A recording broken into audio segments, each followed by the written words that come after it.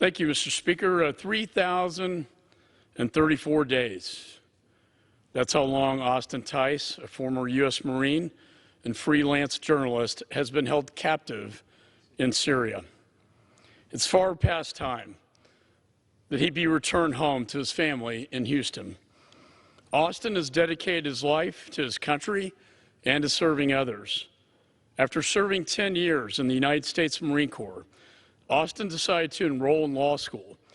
He wanted to continue helping those who needed help the most.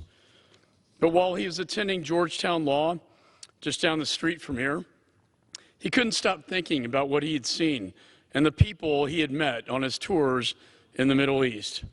So before beginning his final year of law school, Austin decided to return to the Middle East. Only this time it would be to report on the atrocities happening in Syria. The Assad regime's brutal attacks on its own people were horrifying to hear about. They were even using chemical weapons on their own people. Unfortunately, there weren't enough reporters on the ground in Syria to verify their crimes or tell the world about the suffering of the Syrian people. So Austin did what he's always done. He stepped up to the plate and filled a much-needed void in a very dangerous place in order to help those who could not help themselves. But then on August 14, 2012, as he was preparing to return home, Austin was captured at checkpoint in Damascus.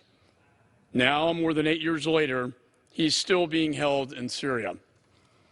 Austin is now entering his 9th year of captivity, and in just a matter of months, he will turn 40 years old.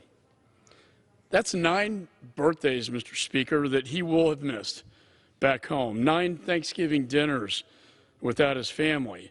And later this month, there will be 9 Christmases that his family has had to endure without him.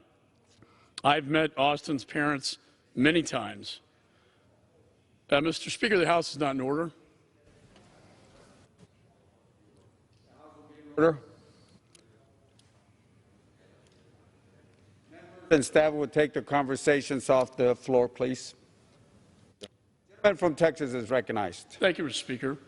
I've met Austin's parents many times, and it's very tragic and emotional. And each time I see the pain in their eyes as they describe their tireless efforts to bring him home. That is a pain that only parents can truly understand. And it is up to us here in this chamber to show the Tice family that we will not tolerate this for another year. Austin deserves to have his life back, and his family deserves to have him back. With this resolution, we once again urge the administration to continue working to bring Austin home. The State Department should use all the tools at their disposal to ensure his safe and immediate return. Congress will not rest, and I will not rest, and my colleague Congressman Green will not rest until Austin and the other American hostages detained abroad have been safely reunited with their families. I want to thank my dear friend and colleague, Congressman Al Green, for his introduction of this bill. The Tice family are his constituents. He has stood by them day in and day out over the past years, and he and I, working together with other members in this chamber, will bring Austin finally home. And with that, Mr. Speaker, I reserve the balance of my time.